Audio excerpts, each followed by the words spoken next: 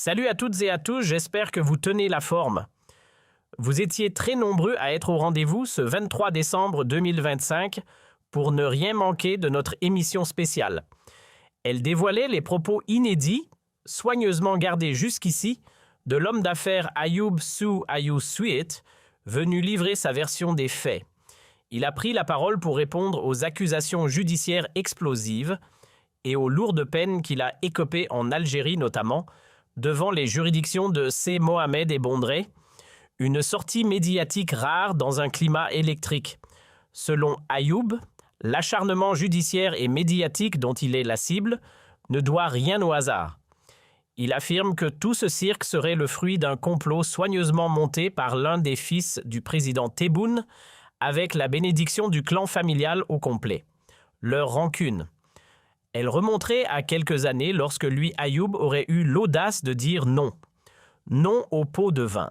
Non à l'offre généreuse de céder 3 appartements sans contrepartie, une demande émanant directement d'un certain Mohamed Tebboune, figure bien connue dans l'ombre du pouvoir. Vous avez été incroyablement nombreux à faire résonner vos réactions après la diffusion de cette émission. Je me permets de rappeler que je ne suis qu'un simple messager, un journaliste. Et à ce titre, mon devoir est de tendre le micro à toutes les voix, y compris celles que l'on tente de faire taire. Jusqu'à récemment, Ayoub n'avait jamais eu cette chance. Depuis le début de ses démêlés en février-avril 2023, avec à la clé des accusations de blanchiment d'argent, de transferts illicites, de devises et de financement opaque de partis politiques, jusqu'au développement explosif de novembre et décembre 2025, dont le 17 reste un moment clé, toute sa famille est aujourd'hui embourbée dans ce que l'on peut décrire sans exagération comme une affaire d'une gravité exceptionnelle face à la justice algérienne. C'est toute une lignée familiale qui s'est retrouvée sous les verrous frappés de lourdes peines, de prison ferme avec en prime des mandats d'arrêt internationaux lancés à leur encontre.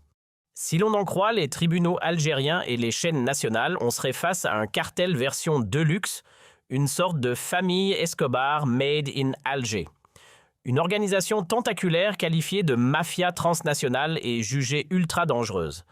Pour vous donner une idée, Ayoub s'est vu infliger 20 ans derrière les barreaux. Sa compagne, Madame Méli, fille de feu BMI, n'y a pas échappé non plus. Même punition. Et ce n'est pas fini, les 6 frères, Abdelkim Taïb, Brahim Amar et Ali, ont tous écopé de 15 ans de prison chacun. Un cas rarissime, un feuilleton judiciaire qui dépasse les limites du commun et qui marque un tournant inédit dans les archives de la justice algérienne. Jamais dans l'histoire judiciaire du pays on n'avait assisté à une telle descente collective, la femme, les beaux-parents, les frères, tous jugés et sanctionnés comme s'ils faisaient partie d'un même clan criminel. 15-20 ans de prison pour chacun, plus des mandats internationaux en rafale, c'est d'une sévérité rarement atteinte. Et au cœur de tout ça, une anomalie criante. Ayoub, principal accusé, n'a même pas été entendu dans les règles, son témoignage arraché au téléphone à distance. Il a expliqué ne pas s'être rendu en Algérie convaincu que le procès serait tout sauf juste. Selon lui, impossible d'espérer une audience équitable dans un contexte aussi biaisé. Car derrière cette affaire, soi-disant judiciaire, il voit une vengeance politique maquiller une vendetta, lancé par certains cercles proches du pouvoir avec qui il aurait eu de sérieuses inimitiés. Nous n'avons fait que relayer ces déclarations, un exercice basique que l'ensemble des médias algériens auraient dû accomplir. Mais dans un paysage médiatique où l'indépendance est absente, où le professionnalisme est relégué au second plan et où la pluralité des voix n'existe que sur le papier, une seule version circule, celle dictée par le pouvoir. Et puisque la justice elle-même est soupçonnée d'être sous influence politique, nous n'avions pas d'autre choix que de joindre directement l'homme frappé par ces verdicts accablants. Les accusations sont lourdes, personne ne le nie, blanchiment d'argent au sein d'un réseau structuré, transfert massif, de devises à l'étranger, constitution, de patrimoine illicite hors du pays, sans oublier une vaste escroquerie immobilière impliquant, selon les chiffres avancés, près de 70 victimes flouées par Ayoub et ses frères. Des charges d'une extrême gravité qui méritent autre chose qu'un récit à sens unique. Notre démarche n'a jamais été de plaider pour Ayoub, ni de le transformer en martyr. Notre rôle en tant que journaliste se limite à une mission claire, chercher la vérité. Je ne porte pas la robe du magistrat, je ne prononce ni acquittement, ni condamnation. Mais tout comme un juge digne de ce nom, un journaliste se doit d'écouter chaque camp sans exception. Donner la parole à tous, c'est la base même de l'équité. C'est reconnaître la présomption d'innocence, garantir l'égalité des citoyens face à la loi et rappeler un principe fondamental: aucune personne, aucun clan, aucun pouvoir n'est censé se placer au-dessus des règles. Plus je creuse ce dossier, plus quelque chose cloche. Des détails, des incohérences, des zones d'ombre, tout me pousse à remettre en question la transparence de cette justice que certains voudraient nous faire croire neutre. À mes yeux, cette affaire sent fort le règlement de comptes politiques. Et pour ceux qui en douteraient encore, laissez-moi rappeler une chose avant même que M. Ayoub ne s'exprime publiquement: c'est bien moi, Abd Samar, votre serviteur, qui ai sorti les premières révélations. Pas de complaisance, pas de favoritisme. Ce sont mes publications qui ont à l'époque mis la lumière sur les agissements d'Ayoub, déclenchant ainsi l'ouverture d'enquête par les autorités algériennes. Je m'attendais à une enquête rigoureuse, à une instruction sérieuse digne de ce nom. On a pourtant pris le soin de contacter Ayoub, de chercher à le rencontrer à Alger. J'ai même eu un face-à-face avec lui dans son bureau en présence de ses conseillers témoins de nos échanges. Certains travaillaient à Alia TV, d'autres dans ses sociétés ou même comme conseillers auprès de la présidence. La discussion a été franche: fortune, projet immobilier, ambition industrielle, tout a été mis sur la table. Il a répondu à chaque question et pourtant, au final, qu'avons-nous? Une version unique, un procès à charge, une voix officielle qui écrase toutes les autres. Le camp de la défense invisibilisé. La parole d'Ayoub purement et simplement ignorée. Aucune trace de sa version dans le dossier, aucune considération pour ses arguments. Ce n'est pas un procès, c'est une démonstration de force. Ce n'est pas la justice qu'on espère, mais l'abus qu'on redoute. Au fil de notre enquête, car oui, l'enquête continue, une question nous hante: par quel tour de passe-passe le régime Tebboune a-t-il pu soudainement étiqueter une famille entière comme une organisation mafieuse internationale? Et ce, alors même que certains de ses propres collaborateurs, conseillers directs, pas de simples inconnus, ont jadis travaillé pour le groupe Abdatif Caïmite. Et ce n'est pas un cas isolé, prenez Samir Agound, par exemple, un proche parent du président lui-même. Difficile de ne pas y voir une contradiction troublante. Quand on regarde de près, on découvre que plusieurs membres de l'entourage présidentiel actuel, qu'ils soient conseillers envoyés spéciaux ou figures discrètes mais influentes, ont côtoyé Ayoub de très près. Certains ont travaillé à ses côtés, d'autres étaient carrément des amis de longue date. Et là, une alarme retentit: conflit d'intérêts, usage dévoyé de l'appareil judiciaire pour régler des comptes personnels. L'hypothèse mérite d'être sérieusement considérée. Ce doute déjà grandissant a basculé dans la certitude lorsque je suis tombé sur un document clé. Tenez, jetez un œil à ce papier que je vais vous présenter, il provient directement du ministère de l'Industrie. Oui, une autorisation provisoire officielle signée et datée de 2021. Rien que ça. Nous sommes en 2021, l'ère Tebboune bat son plein, c'est le début officiel de son règne. Et c'est précisément à cette période, plus exactement à la fin janvier, qu'un document sort tout droit des bureaux du ministère de l'Industrie. Il s'agit d'une autorisation temporaire attribuée à la société Atlantis Trading Company, propriété de la famille Ayoub. Cette autorisation ouvre la voie à un projet d'envergure implanté en Algérie, non pas une mais 2 usines d'assemblage estampillées Ford, l'une pour les voitures particulières, l'autre pour les utilitaires. Et cette autorisation, ce n'est pas un brouillon flou, c'est un document officiel signé par un ministre de l'époque fervent soutien de Tebboune et figure incontournable de son gouvernement en 2020-2021. Il ne s'agit pas d'une promesse vague, non, on a bel et bien donné le feu vert. Ce qui est encore plus frappant, ce projet Fort Ayoub en rêvait bien avant. Sous Bouteflika, il avait déjà tenté de le lancer.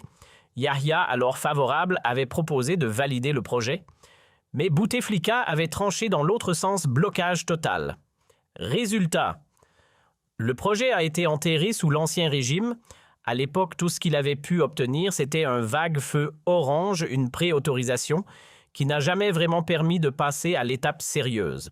Contrairement à d'autres Fiat Volkswagen Slovaques, eux, ils ont vu leurs usines sortir de terre Mais Ayoub, lui, est resté sur la touche. Pendant que d'autres milliardaires algériens concrétisaient leurs ambitions, lui se heurtait à des murs. Et ce mur-là, il s'appelait Brahim. Et qui, croyez-vous, a réussi à faire bouger les lignes et à sortir le dossier Ford du tiroir, c'est bien Ayoub. C'est lui qui a décroché en janvier 2021 cette autorisation tant convoitée, lui permettant de lancer les premières étapes de son projet d'usine de montage. Une autorisation provisoire, certes, mais qui ouvre les portes à la commercialisation et à la phase préparatoire du chantier industriel. Et ce qui est fascinant, c'est que cette autorisation lui a été accordée à une époque où le même régime, celui de Tebboune, ne le considérait pas encore comme une menace. En 2021, aucun soupçon de mafia, aucun mot sur une prétendue escroquerie. Alors expliquez-moi comment en l'espace de 4 ans, un entrepreneur digne de confiance devient tout à coup un criminel international. C'est qu'il y a quelque chose qui cloche dans le scénario. D'ailleurs, pour obtenir un tel feu vert, inutile de rêver, rien ne passe sans l'aval du sommet de l'État.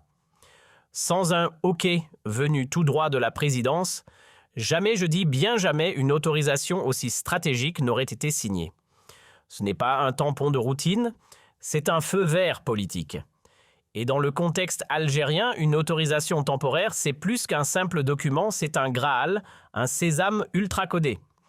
Car ici, rien n'est jamais définitif. Dès que l'ambiance change, qu'une alliance se fissure, ou que les vents politiques tournent, hop, le projet est gelé, l'autorisation retirée, le partenariat enterré. On accorde rarement un privilège sans s'assurer qu'il peut être annulé à la première brouille. En clair, tout est irréversible. Par précaution ou par calcul, il faut remettre les pendules à l'heure. À l'époque, Ayoub ne dérangeait personne. Bien au contraire, il naviguait dans les hautes sphères, visiblement en bons termes avec le pouvoir. Il suffisait d'un clic sur la page Facebook de Jazia pour tomber sur une photo révélatrice, son frère Ammar posant tout sourire aux côtés d'Abdelmadjid Tebboune, alors ministre du gouvernement en 2017, et pas un petit poste. À ce moment-là, il cumulait les fonctions commerce et habitat, double casquette, double pouvoir. Tebboune était même allé en personne visiter une ferme à Oued Ossara, une propriété que la famille Ayoub comptait transformer en complexe laitier pour produire du lait en poudre. Quand on se déplace ainsi sur le terrain, ce n'est pas anodin. Cela prouve une proximité, voire une relation de confiance. Difficile de croire qu'il les percevait comme des adversaires, surtout en 2021, quand son gouvernement leur a validé un projet via Atlantis Trading Company. Et puis, soyons sérieux 2 minutes. Si une entreprise comme Ford, multinationale américaine de rang mondial, a accepté de s'associer avec les Ayoub, ce n'est sûrement pas sur un coup de tête. Les Américains ne signent jamais sans avoir passé leur partenaire au peigne fin. Ce n'est pas une boîte douteuse du coin, c'est une machine internationale ultra régulée. Vous imaginez Ford, ce mastodonte de l'automobile, aller apposer son logo à côté d'un voyou ou d'un escroc notoire? Franchement, j'y crois pas une seconde. Si on parlait d'une boîte chinoise lambda, ok, on sait qu'il y en a qui ferment les yeux sur la corruption. Certaines ne sont même pas cotées en bourse, elles traitent sous la table et n'ont aucun souci à s'associer à des partenaires douteux tant que les contrats pleuvent. Mais Ford, c'est un autre monde. Une autre rigueur, Ford, c'est pas une entreprise de quartier. C'est le symbole des États-Unis, le cœur industriel d'une démocratie aux lois bien huilées.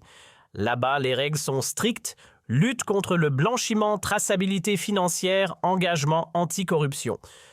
Tout est codifié, surveillé, vérifié.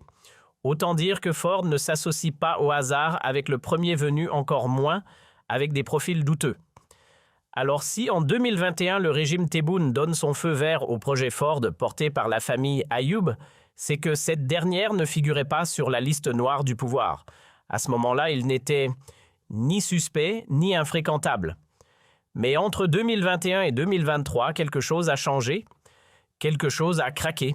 Et ce genre de revirement aussi soudain qu'agressif, ça sent plus le conflit personnel que l'évolution judiciaire. Voilà pourquoi certains parlent de règlement de compte camouflé, et ce n'est pas tout. Je vous présente un autre document toujours daté de 2021.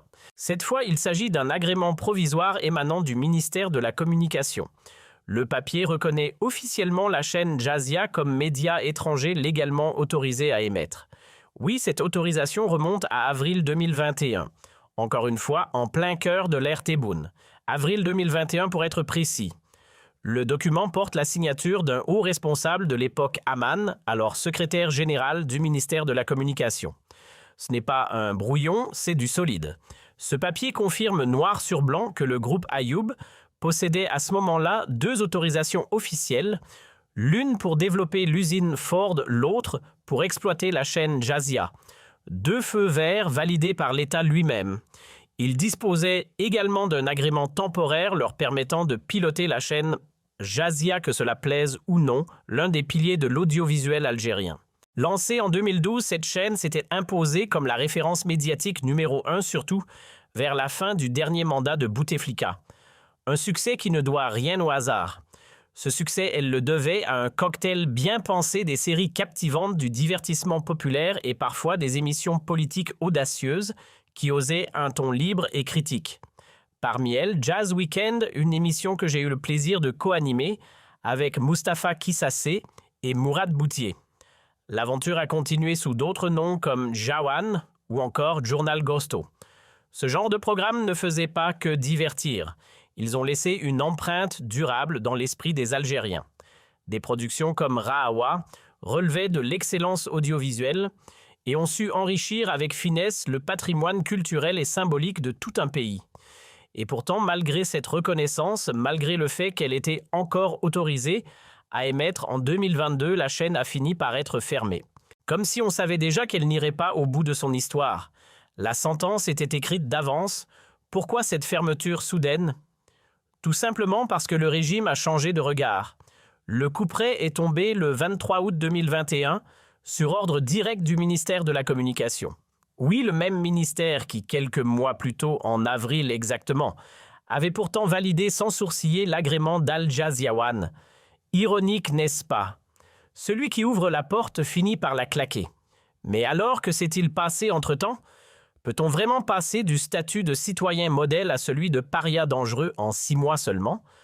En avril, on vous trouve respectable, irréprochable, parfaitement aligné avec les lois de la République. Et puis en août, hop, vous voilà étiqueté comme escroc corrompu, déstabilisateur de l'ordre public. Non, ce n'est pas un scénario juridique, c'est du théâtre d'humeur. Quand une personne est jugée crédible, intègre et respectueuse des lois dès le départ, un revirement aussi violent ne peut s'expliquer que par autre chose, un clash, un désaccord personnel. Pas une question de justice, mais bien de vendetta entre la famille visée et certains éléments du clan Tebboune. Ce qu'on appelle ça, ce n'est plus un procès, c'est une guerre de tranchées version politique. C'est précisément pour cela que nous poursuivons cette enquête. Et non, je ne suis pas l'avocat d'Ayoub, tout comme je ne suis pas l'avocat de la justice algérienne, bien qu'elle se soit appuyée sur mes révélations dès 2019 pour ouvrir ses propres dossiers. Je ne défends ni l'un ni l'autre. Mais ce que je refuse catégoriquement, c'est de plaider pour l'injustice. Je ne me ferai jamais le porte-voix d'une justice détournée à des fins politiques. Jamais je ne me rangerai du côté de l'arbitraire. Je ne défendrai pas non plus ceux qui transforment les institutions publiques en armes de guerre personnelles. Je ne serai jamais le complice de ceux qui maquillent la loi pour régler leurs rancunes privées. Ici, ce sont les documents qui parlent, et ils parlent fort. Expliquez-moi alors qui, en toute logique, donnerait carte blanche à une mafia ou à un escroc pour ouvrir une usine en 2021, pour ensuite lui retirer cette autorisation qui autoriserait la création d'une chaîne télé avant de la faire fermer quelques mois plus tard. Tout cela montre bien qu'il y a eu un clash, une rupture. Soit on lui a demandé un service qu'il a refusé, soit on a exigé un geste qu'il n'a pas voulu faire, ou alors tout simplement les accords se sont effondrés, et à partir de là le couperet est tombé. Il y a clairement eu une rupture, un clash profond, une ligne rouge franchie entre 2 camps. On ne parle pas d'un simple malentendu, mais d'un vrai divorce politique entre une famille influente et un clan présidentiel avec lequel elle partageait autrefois des intérêts communs. Et dans un contexte aussi explosif, vu la gravité des accusations portées par Ayoub dans les documents et témoignages qu'il nous a transmis, nous irons jusqu'au bout, une interview directe s'impose. Il doit répondre, s'expliquer. Et nous allons tout faire pour qu'il ait l'occasion de le faire face caméra. Parce que honnêtement, aujourd'hui, j'ai de plus en plus de raisons de douter ce dossier, présenté comme une affaire judiciaire, pourrait bien être qu'un habillage légal pour une vendetta. Un piège soigneusement monté pour abattre une famille qui, rappelons-le, était jadis proche du pouvoir. Des partenaires d'hier devenus les cibles à abattre, pas à juger, mais à exécuter politiquement. C'est précisément pour cela qu'on a besoin d'une presse libre, d'un journalisme réellement indépendant, qui ne soit inféodé ni au pouvoir ni aux familles influentes. Un média qui enquête, qui dérange, qui creuse. Et nous, c'est ce qu'on va faire enquêter. Nous allons réunir les documents, les analyser avec rigueur, et nous poserons des questions autant à la justice algérienne qu'à la famille Ayoub. Ensuite, ce sera au peuple, à l'opinion publique algérienne de juger en toute conscience. Oui, tout individu doit être jugé, mais jugé avec équité, selon la gravité de ses actes, sur la base de preuves concrètes, solides, vérifiables. Pas sur des rumeurs, pas sur des impressions.